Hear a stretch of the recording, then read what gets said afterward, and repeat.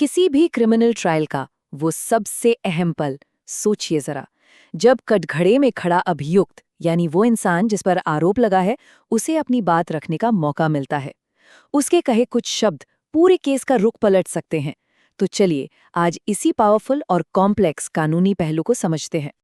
तो सवाल एकदम सीधा है, क्या हमारे कानून में एक आरोपी को ये अधिकार है कि वो खुद एक गवाह के तौर पर सामने आए और अपनी बेगुनाही साबित करने की कोशिश करे? सुनने में ये जितना आसान लगता है, इसका जवाब उतना सीधा है नहीं। आज की इस बातचीत में हम इन्हीं मुद्दों पर गौर करेंगे। देखेंगे कि एक आरोपी के गवाही देने के क्या अधिकार हैं, इसकी शर्तें क्या होती हैं और चुप रहने के अधिकार का क्या मतलब है।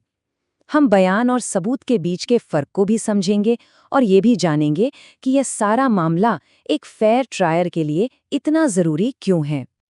ठीक है, तो शुरू करते हैं। हमारे पहले सवाल का जवाब छिपा है भारतीय नागरिक सुरक्षा संहिता यानी बीएनएसएस की धारा 353 में, और ये धारा आरोपी को एक बहुत ही खास अधिकार देती है। ये धारा कहती है कि अभियुक्त डिफेंस के लिए एक सक्षम गवाह है। अब ये सक्षम गवाह का क्या मतलब है? इसका सीधा सा मतलब है कि कानून की नज़र में उसे किसी भी दूसरे गवाह की तरह ही सबूत पेश करने के लिए पूरी तरह से योग्य और काबिल माना जाता है, और ये अपने आप में एक बहुत बड़ी बात है। स्क्रीन पर जो आप पढ़ रहे हैं वो सीधे कानून की किताब से है। दो बातों पर खास ध्यान दीजिए, सक्षम गवाह और शपथ पर साक्ष्य।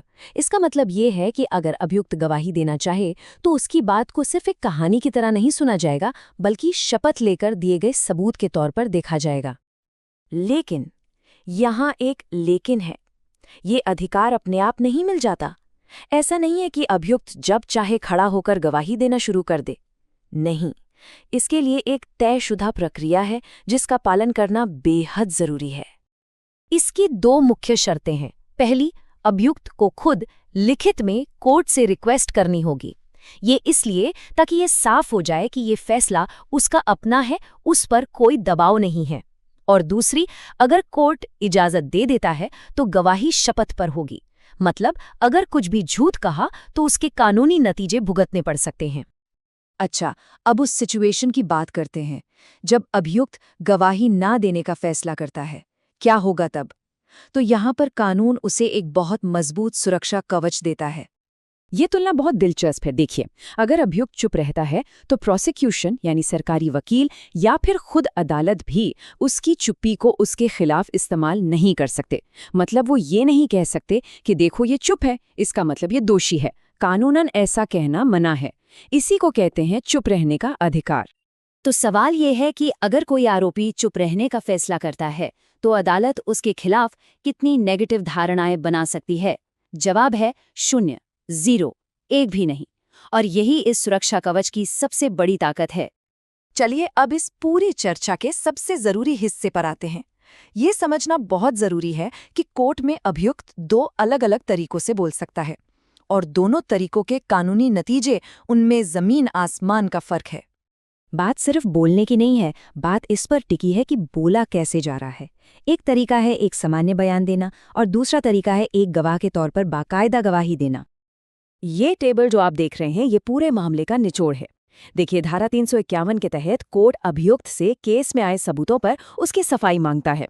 ये बयान बिना किसी शपथ के होता है और इस पर कोई जिरा मतलब क्रॉस एग्जामिनेशन भी नहीं होता, इसीलिए इसे सबूत का दर्जा नहीं मिलता। इसका मकसद सिर्फ इतना है कि अभियुक्त को अपनी बात रखने का एक मौका मिले। वहीं दूसरी तरफ धारा 353 के तहत जो गवाही होती है वो शपथ पर होती है। उस पर सामने वाला वकील जमकर जिरा करता है और उसे एक पुख्ता सबूत माना जाता है।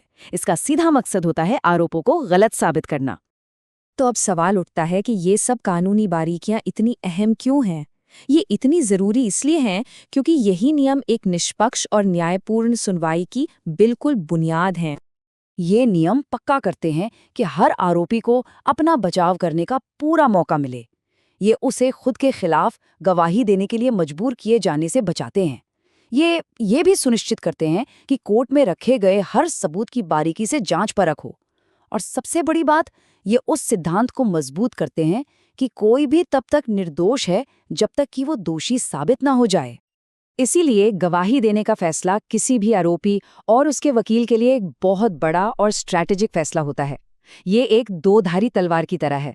एक तरफ अपनी कहानी दुनिया को बताने का एक पावरफुल मौका है, तो दूसरी तरफ खुद को विरोधी वकील के तीखे सवालों के सामने खड़ा करने का एक बहुत बड़ा रिस्क भी है। तो अंत में एक सवाल हमारे जहन में जरूर आता है, क्या ये पूरा सिस्टम बेगुनाहों के लिए एक परफेक्ट शील्ड यानी ढाल है, या फिर ये दोषियों के लिए कानून से बचने का एक रास्ता भी बन सकता है? इस पर सोचना तो बनता है।